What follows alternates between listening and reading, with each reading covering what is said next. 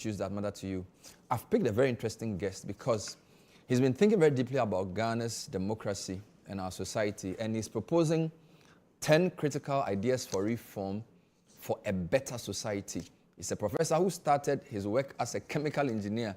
These days I call him a cultural anthropologist stroke political scientist. Dr. Hene Kwapon is my guest, and we're going to bring 10 cogent ideas that will transform this nation, irrespective of which government is in power. Stay with us.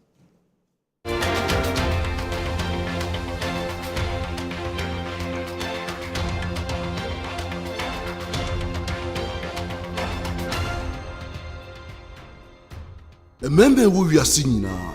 At risk of prostate enlargement. We a member or her 20 ebitimi prostate cancer, 5 bitimi afamu na dia obefamu. Actually, this is not my fault. And to wada, entina medi mani Executive Prostate Center. Executive Prostate Center is a unique medical center where we harmonize in-depth traditional medicine with cutting-edge science and technology to cure, to treat, and to prevent diseases like prostate enlargement, prostate cancer. Executive Prostate Center. Madame facilities no any professional medical care. Sisi a bibia clear system no. Ye nro ne so de natural. Into we koso afama ye. Executive Prostate Center. My cured.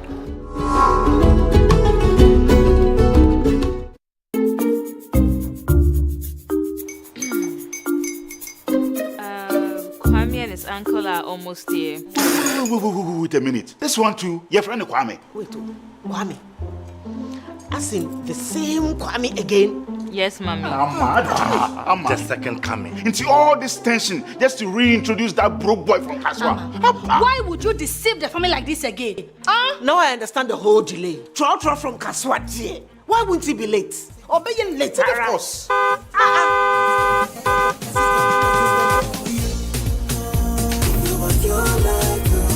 Star 712 hash, star 712 hash. Yeah, you go feel the luckiest. Go feel from Georgia be luckiest. From not the cause she be luckiest. Yeah, you go feel be luckiest. No matter why you're lucky, everybody go feel be that luckiest. That's Kwame! Send your God up boom. If you put it toy, so would the coming of the Son of Man be. Hey. Is that his car? Dial star 712 hash. Choose your ticket. Enter your lucky number. Follow the prompt and let destiny handle the rest. This promotion is regulated by the NLA on the Caritas platform.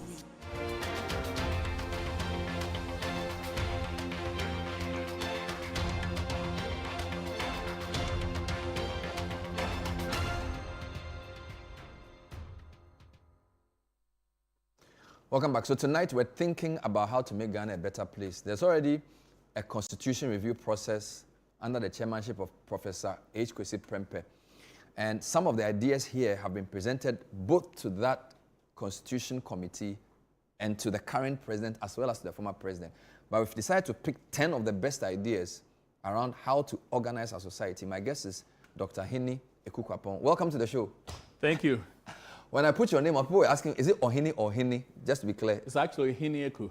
Hene Eku. Yeah, so Hene it's Eku. H-E-N-E. Yes. Wonderful. Yes. You studied engineering. Yes. But now you're theorizing about social organization. What are you? I'm a Ghanaian who actually very interested in sort of how people live and how people make decisions and how people transition through life. You know, I actually started out studying nuclear engineering. So obviously that means you study a lot of systems and, you know, solve equations and whatnot. But I love philosophy. Okay. So that's one of my passions. So I think that's what sort of has. So do you have a development equation for Ghana? Believe it or not, I actually have a model of the country that actually I put numbers in. I have all the 16 banks that I put in just to sort of see where things are going. Yeah. I see. So you said democracy is not just a political system, but a way of living together. You have 3 preambles for these 10 ideas. Yes. What do you mean by this? So we often think of democracy as a political sort of instrument, but if you actually think about it, it's just a system that sort of determines how we live together, right?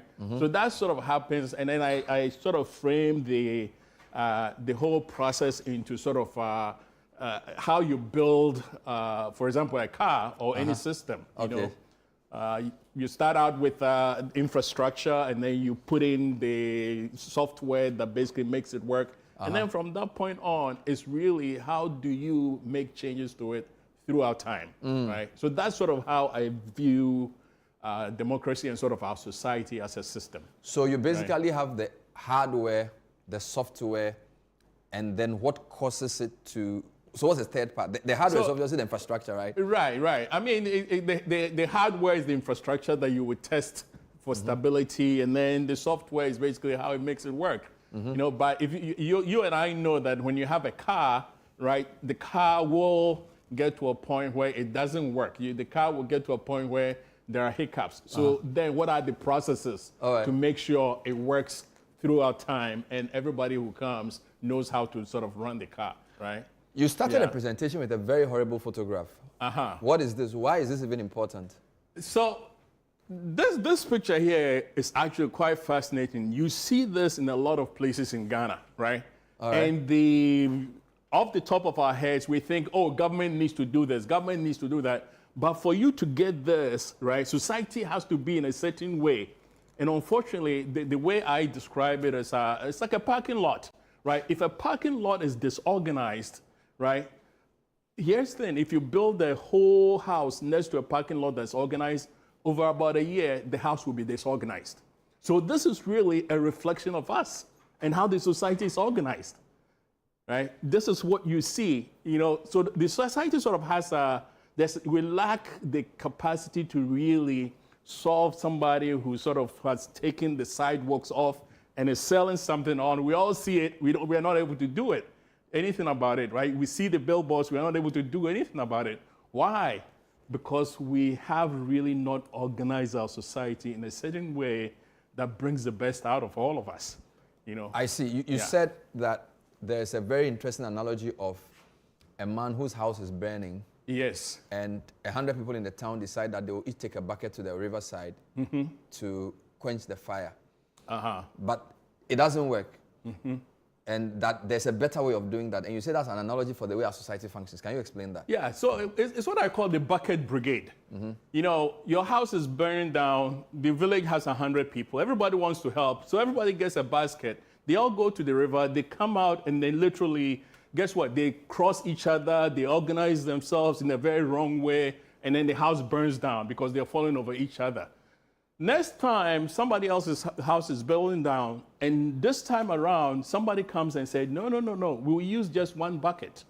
So we form a line from the river all the way to the house. And guess what? So I take it, I give it to you, you give it to the next person, and go on. That brigade, that bucket brigade, then ends up basically saving the house.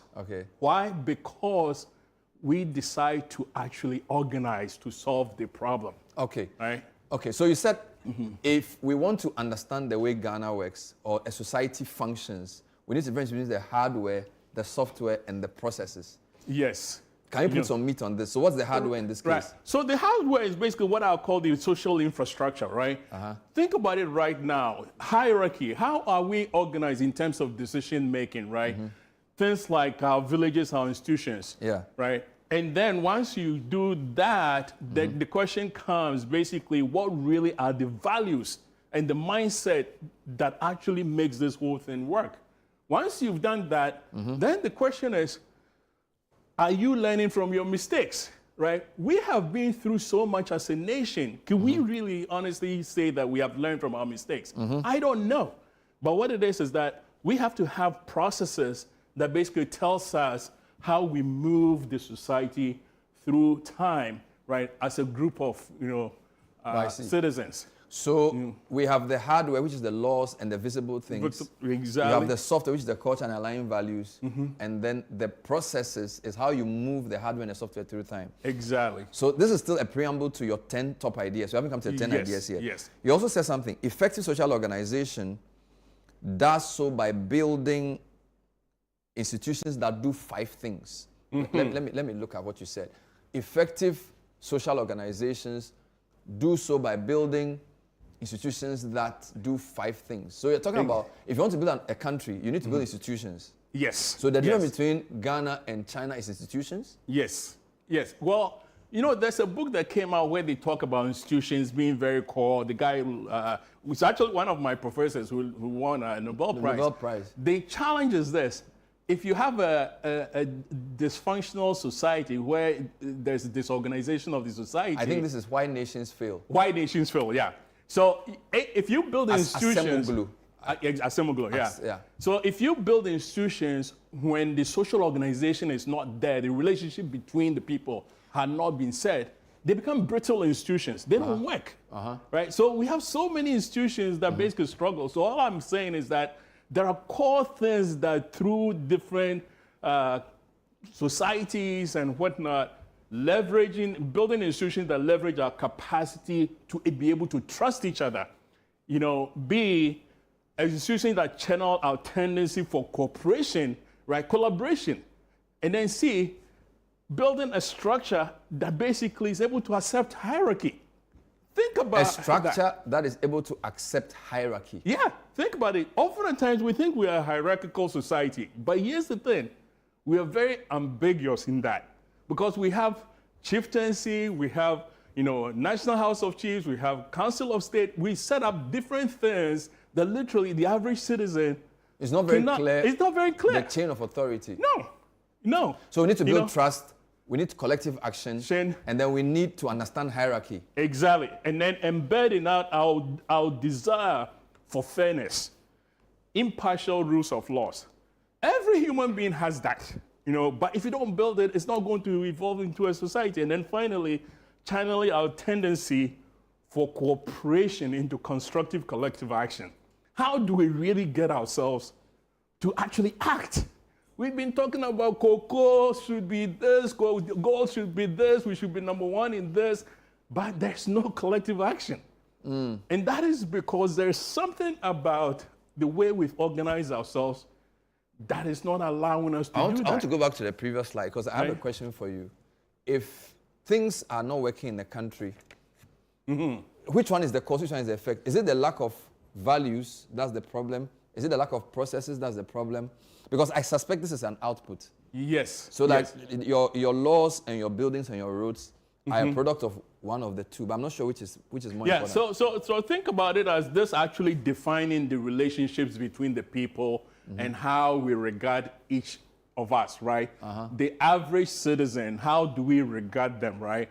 And then the software really is the values that you are able to basically kind of work through in society and whatnot. What is important to you? When America says that they believe in freedom of speech and they come out and they say, listen, there's an American dream that actually came out of this mindset and set afire their development, right? When China talks about Confucianism, philosophy and whatnot, and Xi Jinping, they're all here, right? So is this the starting point? That's the starting point, and then you define the structures, right? What is a village in China, right? Who manages it in China, right? That's once you define that, then the processes is really just managing it, right? I see. Now I'm going to move to something. So we've built the preamble, right? Right. Now you're saying that to bring Ghana to where we have to be, we have 10 ideas you want to examine. I gleaned that from your presentation. And these ideas, the first one is what you call decentralization. But I thought we had decentralization. So what do you mean? Can you explain? Can you elaborate? So there's a sense that people think we have decentralization because somehow they have other systems, sort of other communities out there, functions and whatnot. But here, if I ask you what a village is in Ghana, how would you define it? I don't know. You probably don't know. right? I don't know what a town is in Ghana. We can point to several towns, but we can point to a city. One of them has a mayor. The other one, Takoradi, doesn't have a mayor. Maybe Takoradi is not a city. Maybe it's a town. What it is that we have not defined what are the minimum amenities that a village should have. People live there. We have to make every citizen build their lives in these communities, connect villages to towns, from towns, connect them to the cities, right? That is how we connect sort of the whole country together and make sure it works. But we have to know what a village is and what the minimum set of amenities that village should have for people to be able to individually live their lives. So we need clarity, right? on we need absolute clarity. Our special organization. Exactly. And you don't think we presently do? No, we don't. I'll give you an example. Take Accra. Yeah. How many municipalities do you think we have in Accra as a city? Take a guess. Municipalities in Greater Accra or Accra? In Greater Accra. I don't even know. Yeah. So probably 20? Yeah, you're about right. About 18 plus. All right. Right? Yeah. New York probably is bigger than Accra. New York doesn't have 18. How many does it have? New York has 5 boroughs. Queens and all those Brooklyn, places. yeah. So and Manhattan, they are just 5, and we have about 18. We have about 18. So the question is, Accra is crowded not because there are too many people. It's because it has not been organized in a way that we all have clarity for it to work, right? So defining what a village is, town is, and city is. So you said something in your presentation that the unit of organization is the district. Yes. So the district should be for organizing society, exactly, not for just allocating resources. Exactly. I think one of the challenge that we have is that we somehow all assume that districts take care of towns and villages and whatnot. But in most countries, district is actually an organizing unit, meaning that the villages and the towns and all have representatives that come out to be the district. The district is very, very light. So it's a way of organizing the budget. But in terms of the actual work, there is a village manager, a town manager, and a city mayor that actually do the work. I see. Right? Now, you said to solve the problem of overlapping structures in a modern and modernizing chieftaincy, we must use what you call the senior house solution. So let's describe the problem first. You're saying there's a problem of overlapping structures and chieftaincy that doesn't seem to be fit for purpose. Right. What problem are you solving? Because you created something you call the senior house. Right. So what do you mean by overlapping structures? Okay. So think about what happens today. If Parliament passes a law, right? If the law is very contextual, what happens? It will go to the president. The president will have input. And oftentimes we say, okay, let's consult the Council of State, right? And then let's consult basically the House of Chiefs. So informally, we do these consultations. The problem is nobody knows what these other systems are supposed to be in terms of the hierarchy that actually we're all looking for. So that lack of ambiguity, it needs to be formalized, right? The House of Lords in the UK was a way they formalized their whole feudal system where they took a whole bunch of lords. So current House of Lords in the UK has about 50 lords in them. 50 of them are inherited, right? So all I'm saying is that let's remove the ambiguity and let's really use the things that are strengths in us, right? We have traditional leaders that have built basically communities and whatnot. We have national experts who have served the country well and beyond that. We have regional reps that we can have and really create a senior house. Let's put them together into a senior house. A senior house that gives absolute clarity. So like a senior chamber. It's like a senior chamber. Of Parliament. Right, but it's not for lawmaking. They do not make laws. It's more advisory. It's more advisory, So now what happens is that we all know how it all happens.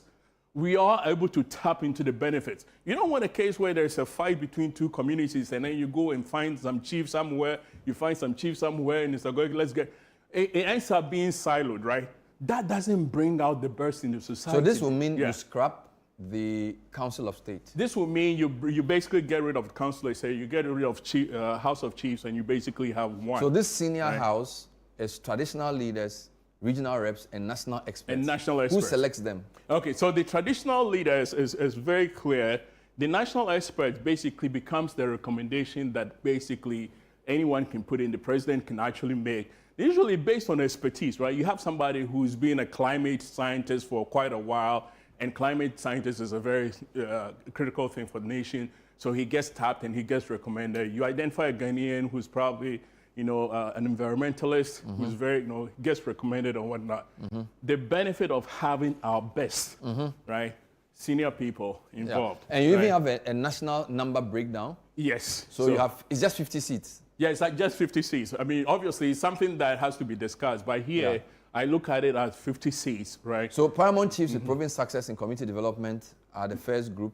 National experts, distinguished professionals, economists, engineers, health specialists, jurists. Right. To ensure, so like the Ghana Academy of Arts and Sciences type of people. Exactly. And then, but more on the practical side. Right. Regional reps elected by assemblies. So this becomes your senior house. Your senior house. To replace the House of Chiefs and the Council of State. Right. And this helps to make the lawmaking process easier, or what does it do? Well, what happens is that it actually clarifies the hierarchy in the society, right? So the society actually now knows sort of how, because a lot of ambiguity is what really destroys a lot of societies, right? Obviously, it becomes a very good way of solving a lot of critical problems for the country, right? Where you actually throw to them, right? So you also then said that, so we've done two ideas. The first idea has to do with decentralization. Yes. Second idea is to have a senior house. Then you also said we should bridge traditional and governance. I don't know if I have that here. Let me just check if I think this one here. Bridging tradition. Exactly. So what is this? Right. So think about right now, there are a whole bunch of people that we even get into assemblies that basically have no experience, right? Now, let me start here. If you have village managers, you have town managers and mayors, then you give an opportunity for people to actually say, no, I want to be a village manager, and gradually be very good at it, and then start looking for the next job as a town manager, start to be the mayor, and then we actually have a career ladder of people who actually know how to manage our neighborhoods, right? So who is the cultural advisor? The cultural advisor are basically the chiefs, right? So these are not paramount chiefs, but these are chiefs that literally we clarified the whole thing, and they actually have roles in helping maintain the tradition, cohesion, and mediation. So you have and whatnot. Chiefs, professional the professional managers, managers, the senior house are sort of the parliament. And empowerment. Which So you don't abolish parliament. No, you don't abolish parliament. Parliament is basically the one that basically makes the rules for everyone, right? But somebody can say now we have the unit committees, we have the district assembly members, we have the district chief executive, we have the member of parliament. So it's like a similar thing, right? Yeah, no, so this becomes the core of your district people, right? Because right now, the district assemblies, I don't know what they do except basically manage a district which nobody can go to and say, hey, my village doesn't have a library, right? Okay. Yeah, so here you actually get into the bottom and say, listen, let's put in the social actors that then will get together to form the district, right? So let's bridge tradition and governance by putting chiefs, village, town, mayors, and parliament. Is this a hierarchy, by the way? Yeah, so basically, it's not necessarily a hierarchy, but working with these guys and these guys actually going into the You have another idea which I think is quite interesting. You say we should decentralize money. Yes, This is idea number 4, decentralize money. Yes. And that solves the problem of over-centralized consolidated fund. Can you explain this? So right now, our consolidated fund, which is already a central idea, is sort of based in the middle. So what happens is that it's very difficult to get money into villages, right? Now, if you define what a village is and what a town is and what a city is, then guess what? It becomes clear to you what a budget should look like, right? And then you really then begins to say, okay, you know what? Let's get to a process where we manage the differences between what locals generate and whatnot. Because right now, anything that goes into the consolidated fund, if there's a shortage guess what? Somebody gets screwed and we never know what is happening, right? So all I'm saying here is that we have to have a way where the citizens and everybody has clarity in how the money gets allocated, not after the fact, but when it gets collected, not necessarily being managed as a central, but rather the difference is being managed. Some areas will have more generation of revenue, some areas will have little, and it will be, you sort of basically close the gap by getting the more rich areas fund the more poor areas and whatnot. Right? I'm going to sit down, and then I'm going to come to the fifth idea. Now, that fifth idea is what you call decentralizing ministerial headquarters. And I'm going to take a short seat. So today we are going to the classroom. My guest is saying that he has 10 big ideas to reform Ghana. Some of the ideas are pretty interesting. We need to properly classify our towns. We need to have what is called a senior house, where we clarify hierarchy, because as in Ghana, we don't know who is who. And that senior house is like the House of Lords in the UK. That advises the parliament, gives it the chance to think through the laws again, and that type of thing. Then he's also talking about the need to merge tradition and governance in a more sensible way, so that the role of traditional leadership and district assemblies is merged. Then he says we should decentralize money. The consolidated fund is over-centralized, so money doesn't get to the bottom. Now, for me, the fifth idea is very important, and we'll discuss that when we come back. And what's the fifth idea? Decentralize ministerial headquarters in Ghana. So basically spread the ministries through different regions. I'm very interested in ideas around language as well, and our educational system. All of this and more when we come back on this special edition of The Point of View. Stay with us.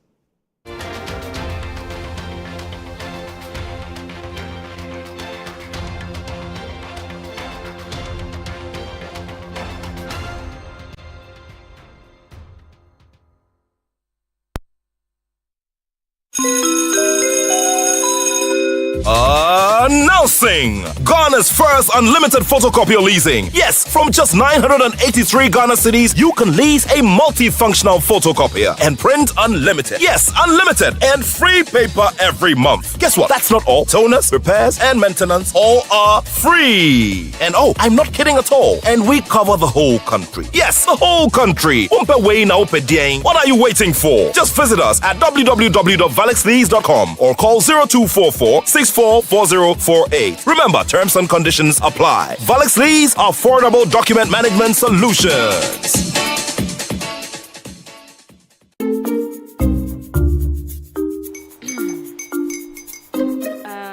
Kwame and his uncle are almost here. Wait a minute. This one too, your friend Kwame. Wait, Kwame.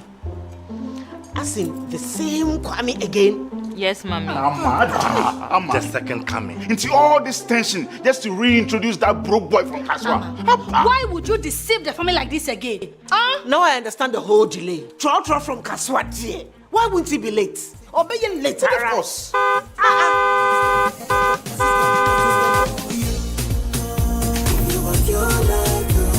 Star 712 hash, star 712 hash. You go be the luckiest. Go be from Georgia, be luckiest. From not the cause she be luckiest. Yeah, you go be luckiest. No matter why you're luckiest. Everybody go be the luckiest. That's Kwame! Send your God the apple boom. If you put it that way, so would the coming of the Son of Man be. Is that his car? Dial star 712 hash. Choose your ticket. Enter your lucky number. Follow the prompt and let destiny handle the rest. This promotion is regulated by the NLA on the Caritas platform. You've seen nothing yet. This Big Brother Naija Season 10. It's 10 times the drama, 10 times the rivalry, and 10 times the game. This is certified. No zero, no minus. Big Brother Naija Season 10. Showing 24/7 on DSTV and on GoTV. Gold sponsor, Guinness.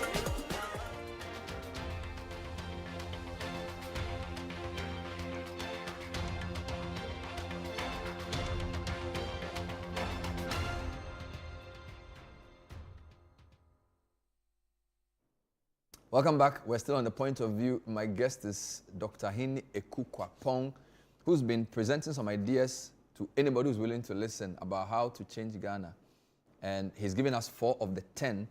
He's presented this to the president, to the Constitution Review Committee, and he's here to share with us some of those ideas. Idea number 5 is very popular with some people, decentralizing ministerial headquarters in Ghana. And this is, I think you need to talk about this. What is going on here? Yeah, so, 50 to 100 years from now, we cannot afford to be like the UK, what it has right now, where you only have London as the major economic center, everywhere is struggling. Yeah.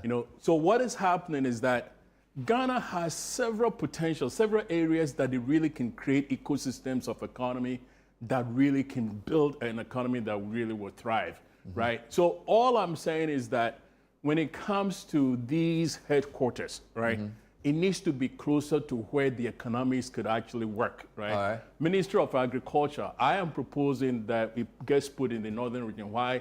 Some of the largest rice farms are actually up there. Shea butter and a whole lot of stuff that are exported. So right? send the whole ministry to the northern region. Send the headquarters to the northern region where people, you have Techiman that's very close to it, right? You have Ministry of Tourism, right? A whole beautiful Volta region area and whatnot. So send Ministry of Tourism to Ho? To Ho. You then send Ministry of Energy to Takrady, Minerals Commission to Obuasi, Ministry of Fisheries to Takrady, Ghana Education Service to Cape Coast, where you have probably the most educational institutions and whatnot. But these are some of the things that basically helps. What will this do? Yeah. How will this help? So one, it creates local economies that actually create jobs in the hinterland, right? Avoiding a lot of people moving to So which ministry will stay in Accra? So Accra, you basically have the government sort of Minister of Foreign Affairs, the ones that basically Ministry of Interior and whatnot, Attorney right? General. Attorney General, you cannot be looking at doing something with fertilizer and then you get sent to Accra to go and talk about seed, to go and talk about fertilizer. So Agri should be in Tamale. Tamale, or even half of it could actually be in Sunyani, sort of covering that area, right? The Bono region. So, but this is something that if we don't do, I bet you 50 to 100 years from now, we'll be stuck like the UK, right? Because Accra is too big in terms of its economic power. Yeah, it's too big. It's an outside, and it basically does not work for a country that's trying to come out and basically take off and become like other countries that have done that, right? All right, so the benefits include what you've listed here. Exactly. Balanced economic growth. And it helps you decongest Accra as well, right? And basically, now you know how you can actually connect the trunks of different roads and whatnot and actually have a much more vibrant economy. All right. Now, you said something about from religion. Okay, before that, you said that number 6 idea is that we should change GNA. That the Ghana News Agency must be strengthened as one of your 10 top ideas. Yes. Why Ghana News Agency? Yes. So think about what has happened to information in this age. Our weakness, the whole world, countries are taking very seriously information and basically all the cybersecurity problems and all the fact-checking, false information and whatnot. Yeah. A lot of the countries, China has its own news agency, Russia has TASS, US is very good at it, UK has BBC. But what it does is that it helps you actually channel the messaging and really be able to manage your narratives for that country, right? We don't have anything. GNA used to be so good. Now you put up a press release. What happens? You go to Facebook and you see a picture, right? And somebody has a statement. And the guy looks at it and says, I never said that. We cannot run a country like that. We cannot be in that situation. We talk about controlling our own narrative and our own story. So you think the current media landscape doesn't build trust? It doesn't. Not at all. It doesn't build trust. Because what happens is that you need a centralized, well-funded, that actually has a role of just really keeping the sanity going and allowing news organizations to build on top of it, right? If AP News sort of releases something, Ghana government has to be releasing some. You can't have. And you think that the Ghana News Agency is the institution that will lead that? Well, it used to be the institution that was very reputable, right? It has actually run down. My thing is that there has to be something like the Ghana News Agency that everybody respects, right? That other countries respect, that Ghana, at least you have a news agency that feeds your media and sort of really make sure that things are kind Some of would say the stable, media right? landscape has changed, that this is going to be a very difficult thing to do. And this week we're discussing the GNA, and they are really struggling. But let's deal with idea number 7. Right. From religious and moral education to civic and moral education. I want you to really talk about this. What do you mean by this? So here, you know, I always use this as an example that all of us, we know the value in training a child, right? I mean, I have the example of, you know, if I gave you a dog, right, and the dog came to your house and wasn't trained, it would destroy your property, right? Yeah. And this is what John Dewey talked about democracy. Democracy works because there's a certain type of education that makes it work, that is based on discipline, civic duty, and sort of now the whole digital stuff. In the US, a child from grade 1 would take civics all the way to high school. The same thing happens in South Korea, Japan, the Nordics. So education that actually emphasizes certain core traits is what allows us as individuals to be able to engage in democracy, right? And we are not doing it. So without that type of education, democracy will not work? You basically risk having the likes of basically brittle institutions, you know, if you don't take care, you can even have an authoritarianism, right? What happens is that we have an RME. I don't know how many of you have seen the RME syllabus. I have, and I've gone through it. And it actually emphasizes the 3 key important moral people in the society: pastors, malams, and fetish priests. They are the 3 most important people. In terms of morality. But the world is not like that. The world, you have to have a world where you're actually teaching your child. Religion, for me, should actually be the hallmark of our churches and mosques and whatnot, and they should do it well. But when it comes to society and democracy, we really need ethical. So you think RME doesn't do it? RME doesn't do it. What is this? What is this saying? So this actually showed us to sort of show when you look at civics and sort of expression of values where Ghana lies, right? So this is basically countries that struggle with traditional concepts and secular concepts, and countries that basically struggle with survival and self-expression, right? Where the survival bit is, no, we are a little afraid and whatnot. And Ghana actually shows up the bottom here, right? Now, this is somebody else's view, but it's a good view because it's somebody's view of how they're looking at all these countries, right? So my thing is that we have to actually get into getting serious about civic education and, in a sense, taking our traditional values and saying, how do we move it forward through time? I see. So these are very interesting ideas. So what is civic education? So I propose what I'll call civic and moral education. Instead of religious and moral education. Instead of religious and moral education. Civic and moral education. CME. Right? CME. Which includes what? So emphasizes ethics, citizenship, and leadership, right? This should be the curriculum for CME. Yes. In fact, I think if you go to the next slide, I'm not sure, but I think ethics, citizenship, and leadership. Exactly. So the 5 core themes that I suggest, basically moral and ethical decision making, citizenship, civic engagement, social media ethics, ethical leadership, work ethics, environmental and social responsibility.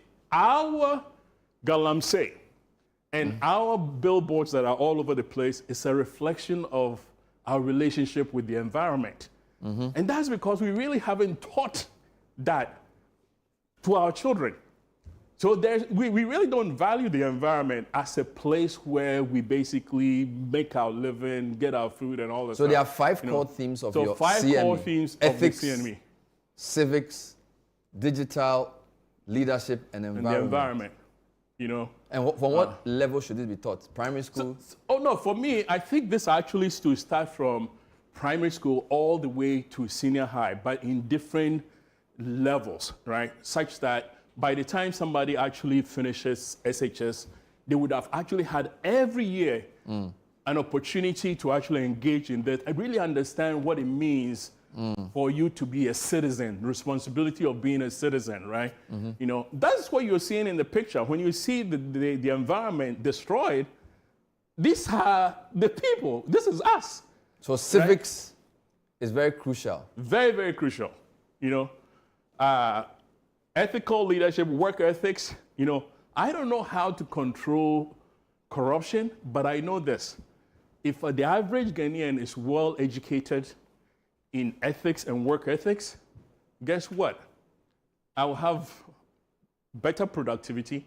I'll have decision making. I'll have citizens who literally know how to have civil engagement. There'll be less of fist fights and more of discussions, right? So this is idea number 7. We should change Yes. RME to CME. Yes. Let me deal with your 8th idea, which is, as we come to an interesting close, you've discussed, by the way, you are saying if this is done, the 12 traits of an ethical citizen will be these things. Yeah. Right? These are the kind of citizens we produce. Okay, cool. Now, we should redefine hometown for modern Ghana. We should redefine a hometown. What do you mean by this? So every country has this problem, right? Somebody asks you where you're from, and in most countries you mentioned where my father is from. You say where my father is from, My and then hometown. you struggle with where your mother and your father is from. But the fact of the matter is that would you want to have citizenship by birth, which is location, or by ancestry, right?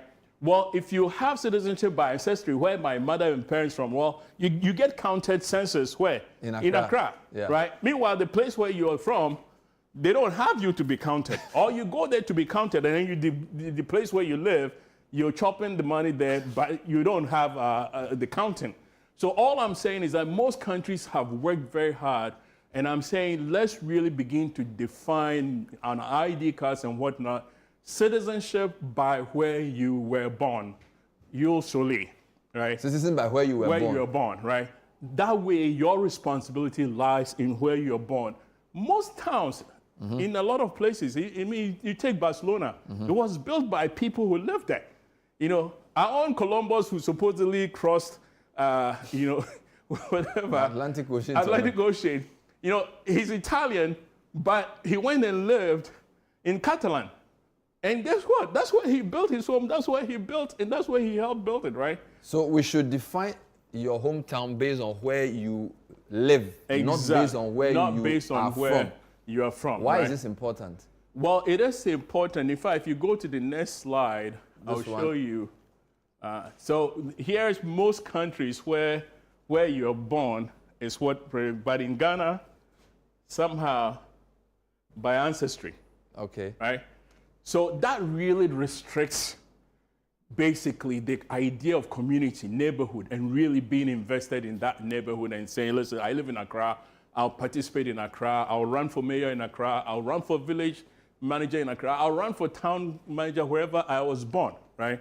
So that is clarity. Right now, we have a very ambiguous system that literally messes up our own senses. So everybody goes to their hometown 24. Everybody, especially if you can find the food there and the funerals are better there, you end up going there, right? But what happens is that, luckily for us, our children are beginning to recognize the importance of location. So it's not too bad that our children are becoming Accra babies. Yeah, I mean, they are realizing that actually I need to be where I was born. So, which is a good thing. So the more we sort of transition, the better basically the society becomes stronger and more people stable. should focus right? on where they live and not where they are from. Exactly. And exactly. the benefits will be what you call a national cohesion. Yeah, improved governance and service delivery, right? Reduce tribalism and discrimination, simplified administrative processes and all that stuff, right? Wow. Yeah. Let's deal with idea number, I think it's 8. So, or is this number 9? Idea number 9. This is actually idea number 9. Idea number 9. Yeah. Then we wrap up with idea number 10 after the break. So this is, every country has had this in history. What Our I'll call Tower the of Babel Babel problem. problem, right? Language. Ghana has about 80 indigenous languages, right? Tanzania had 70.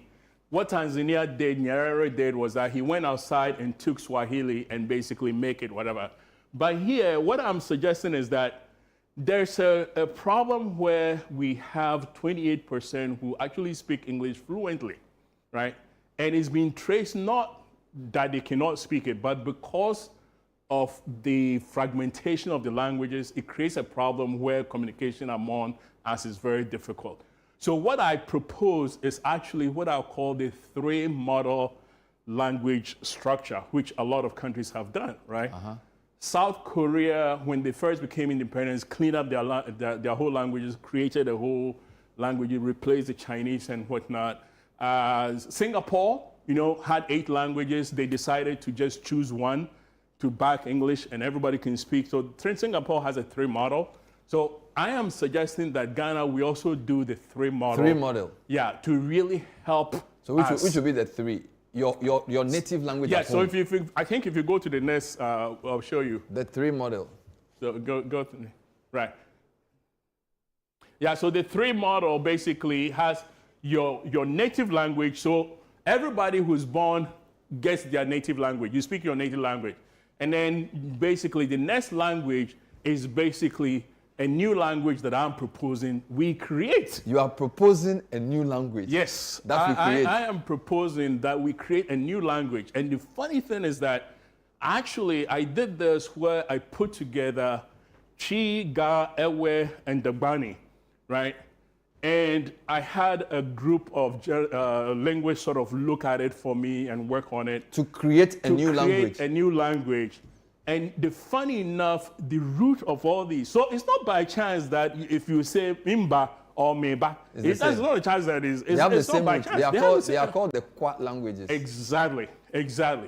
But what it is that if we're bold enough and we really want to develop, right, then for me, we need that language to really be able to say we will sort of merge it together. And I'm proposing sort of what I'll call, for lack of a better word, I'll call it Langa Langa, as sort of the language. Ga, Ewe, and Dagbani merged. Yes. And have these guys done the work you asked them to do? Yes. And I think I'll show you a bit of some of the sentences and whatnot. Oh, there's a sentence in there? Yeah, there's a sentence in there. Okay, so this is the 3-tongue model, right? So the 3-tongue model, number 1 is your mother tongue, which you always have. Number 2 is the Ghana lang, which is the new language. And number 3 is English, right? So obviously, once you create sort of a national language institute, then you're able to move it forward. If you go to the next slide, I think that's where I'll show you an example. I didn't add this. We took, but there's a sentence that basically I give to people, and when you look at it, you're like, oh, okay, I understand this. And there'll be like a 1 or 2 letters that you need to learn. I'm going to tell you something very beautiful, right? Yes. And it's almost like mebeka wonyonyo, right? Oh. And then you're like, okay, I know, okay, you mebeka wonyonyo. And then you quickly recognize that, okay, the nyonyo and mebeka. Nyonyo is ewe. Something good, but mebeka is tree. Exactly. And then there will maybe some ga in hidden there. Exactly. Wow. Yeah. So you are saying that everybody can speak their mother tongue at home. Everybody can speak their mother tongue. We should create a Ghana language which merges our 4 main languages. I'm sure some people have issues with that. And here's the thing, Bernard. If we dare to be bold to do this, I kid you not, the transformation that can happen in this country and put us on the map, and how the simplicity. So your point is that we shouldn't just move from me speaking ever at home to English. We need something that unites us. Exactly. And you don't think English can unite us? Yeah. No, what happens is that not so much that's English uniting you as much as basically these languages here and the meanings of it, being able to standardize it across such that we all understand it, right? Wow. So that's what sort of is making you then really appreciate So they've Yes. created this language already. This your language. Yes. 500 yes. people. 500 pages. 500 pages. Yeah. Of a new language. Yes. And you call the language Langa Langa. Yes. You know, wow. Indonesia did something like that. Tanzania did something like that, right? So what I'm just saying is that we cannot keep fighting over words and whether whatever. Akwaba or whether Akwaba or whatever. Obake. You know, exactly. What it is that we have shared values and we have shared destiny. 1,000 years from now, you know, we all have to be around as a country. Let's do the last one. Right. The last one, since I've run out of time. Yes. You are saying we should change NDPC to something else. Yes. So in the Constitution, NDPC is basically a planning commission, right? It does not work for our modern world, right? We need an institution that actually can manage the multiple of projects that are being done. Let me take a break. When we come back, we'll deal with that point, and then we'll summarize. We're talking about 10 ideas to create a better society. These are interesting. We are creating a language called Langa Langa, which merges all the languages. Very interesting ideas. Stay with us. We'll be right back.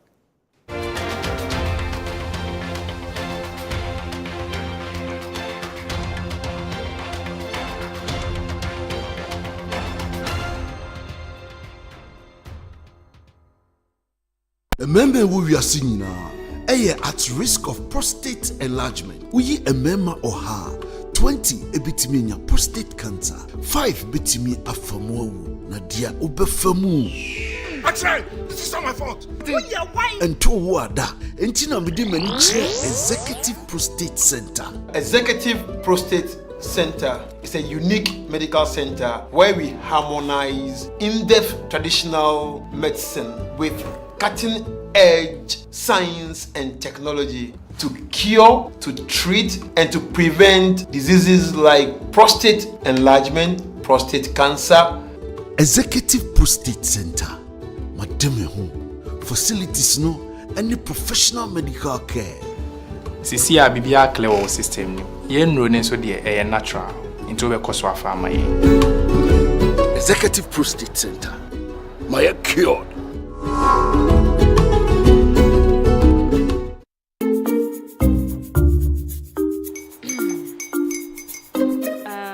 Kwame and his uncle are almost here.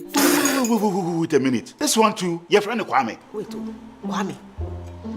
As in the same Kwame again? Yes, mommy. I'm the second coming. Into all this tension just to reintroduce that broke boy from Kaswa. Why would you deceive the family like this again? Now I understand the whole delay. Trotro from Kaswati. Why wouldn't he be late? Or be late, of course.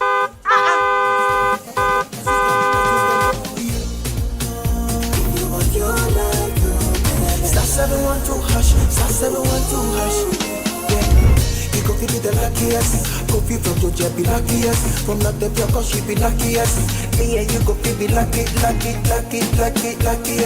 No matter why you're lucky, everybody go feel be the luckiest. That Kwame! Senya God the apple boom. If you put it at all, so would the coming of the Son of Man be. Is that his car? Dial star 712 hash. Choose your ticket. Enter your lucky number. Follow the prompt and let destiny handle the rest. This promotion is regulated by the NLA on the Caritas platform.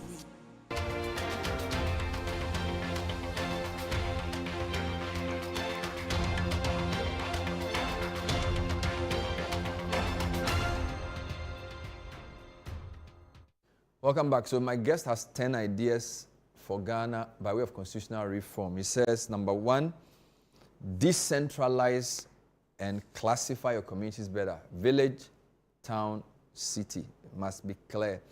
Number 2, solve overlapping structures and modernize chieftaincy through something he calls a senior house. 50 people who will be part of a bicameral system who replace Council of State. It includes traditional leaders, experts, and regional reps.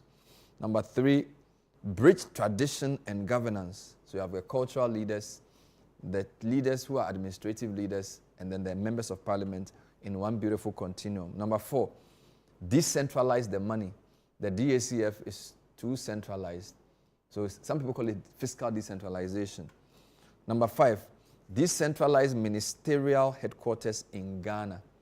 Send the Agric Ministry to the north, Fisheries Ministry to the western region, tourism to the Volta region, lands and natural resources to Ashanti region. Keep only the administrative ministries in Accra. Don't create a UK problem where over 40% of the economy is London. Don't do that with Ghana. Number 6, reform GNA. The GNA, or you need a broadcaster, a national broadcaster that rebuilds trust. There's too much fragmentation in the media. Then it says, change RME to CME, religious and moral education, to civic and moral education. Very controversial indeed. It says that civics is very key to create an ethical citizen who's taught leadership and environment. And then redefine your hometown to be where you live, or not where you were born. Or not, to where you were born, not where you are from. So you are contributing to where, so all of us are from Accra, on the basis of what he's saying, at least a lot of you who are listening from Accra, all right? And then create a national language. This is the most interesting one. Create a national language where you're basically saying that your local language or your mother tongue is what you speak at home. We merge the languages into one, which has different components, because, by the way, all languages have the same roots, right? Most of our languages have the same roots. Ebetri, Ga, predominantly are called the Kwa group of languages. We're dealing with number 10. NDPC needs to change to NEDC. So this is the final idea. What's wrong with the current NDPC? So the current NDPC in the Constitution is sort of a planning commission. It really doesn't do delivery of huge projects, right? Yeah. And we all know there are projects that are delivered in siloed. Even when you change government, some projects get abandoned and whatnot. All we're saying is that you need a National Economic Development Corporation, that the core piece of it is where a lot of the thinking happens, a lot of the issues get thought through, and a lot of the development happens. You do a lot of the national project delivery and monitoring there, right? Where they can tell you what projects really are being run across the country. They can cost it all. If there's an idea, we throw it to them, they work on it. They have budget oversight, the whole value for money scoring. We do it, but nobody knows who does it, right? And then obviously there are overlaps and consolidations that can happen. How do you really do feasibility studies and say, okay, you know, it cannot be every ministry that has something to deliver. Here is your project manager. Here is where the thinking and the sort of the brain of the country lives. And which countries have used this? Rwanda has this, Japan has this, Singapore has this, you know. A lot of countries, even New York State has this, because I worked there as a senior vice president in New York Economic Development Corporation. We delivered a lot of big projects in New York for the different ministries, right? Wow. And so that's something that I believe that we need to have, right? So this is your conclusion. So, by the way, how does this affect constitution review? So did you send this out? Because constitution review is more like changing the laws, right? Yes. This is more like a model for national transformation. Yes. So what I did is that for each idea, I actually sent the constitutional review an actual write-up of how the constitution would look like if it was done. I get you. Right. Yeah, so each of them has sort of an actual, you go through the constitution. I took the whole constitution and basically said, it should be inserted here, it should do this. And of course, Kwesi Prempeh forced me to do it, so I ended up doing it. So you've translated this into what laws must change? Exactly. What must change in the constitution to sort of... The language one is very interesting for me. Yeah. So we are creating a new language. Yeah, I mean, Bernard, think about it. Countries are difficult to build. But if you cannot do the biggest lifts, then there's no need for us to be a country. I mean, come on, Lithuania, Latvia, and all these guys, they never even had English. But because they wanted to develop, decided English would be a language that they bring into their three-language model. So a lot of countries are doing this three-language model thing. I mean, you need to. Is there any African country that has done it? Oh, well, Tanzania. They have Swahili. They have Swahili. It wasn't their language. They had nothing to do with Swahili. Nyerere just said, hey, it's a good language, let's bring it in, and they adopted it. Wow. Right? I mean, Singapore, Lee Kuan Yew said it. He said, if I had not chosen Mandarin for us, half of us will not be understanding each other now. And so you think national cohesion is the most important thing? National cohesion affects delivery, development. It affects a way of life. Like you know. I mean, think about it. Countries have gone through a lot to get there. So for me, this is the least we could do to actually get to a point where our society and tribes are able to learn from each other, have cohesion, and really, really build a country that we've never seen before. You know, we don't want to be like Singapore. We don't want to be like Malaysia. We want to be like Ghana that we can imagine. Wow. Right? And for me, it's one of those projects that deserves our attention. So this is Ghana reimagined. Yes. A modern Ghana for everyone, genuine decentralization, clean water in every district. We'll think through this, and hopefully it will make more sense as the days progress. We'll be speaking to Dr. Hene Kwapon, who is, what are you? I'm a Ghanaian. It's all kinds of things. He studied science, and now he's into very solid ideas, and he sent some of these ideas to the Constitution Review Committee and to the President as well. Pick one or two and discuss with your friends. Send us a text message, and let's read from you later on. Thanks for watching tonight's edition of The Point of View. My name is Bernard Avile. We'll see you next time. Bye-bye.